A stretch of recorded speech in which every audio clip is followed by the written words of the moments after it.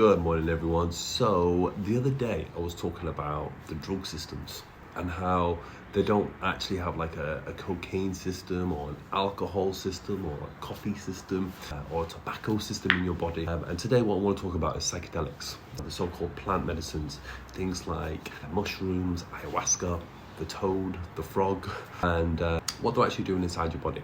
Okay, so let's go first with mushrooms, one of my personal favorites. Psilocybin, which is like the active chemical in mushrooms, activates the serotonin receptors. So as much as I love it, it doesn't have the system.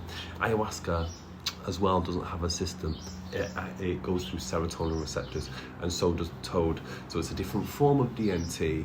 It's 5-MeO instead of NN, but it still activates the same part of the body.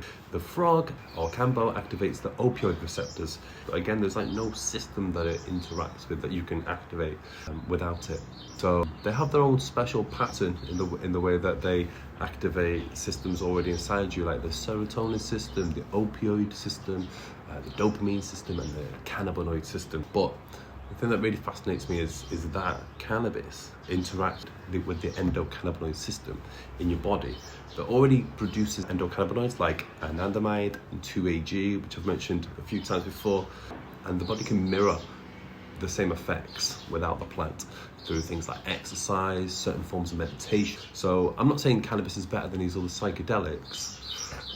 I'm just noticing something really interesting, that cannabis seems to expand a system that already mirrors the plant inside you, whereas most other substances are activating or strongly modulating neurotransmitter systems, sometimes gently and sometimes forcefully.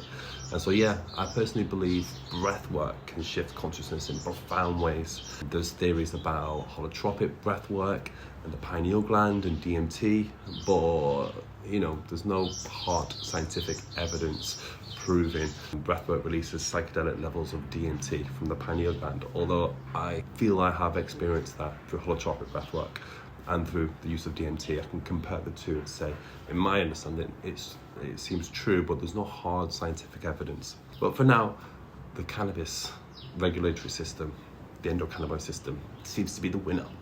So it's not about which one's strongest, it's just about which one you can access from within, and therefore cannabis is the winner.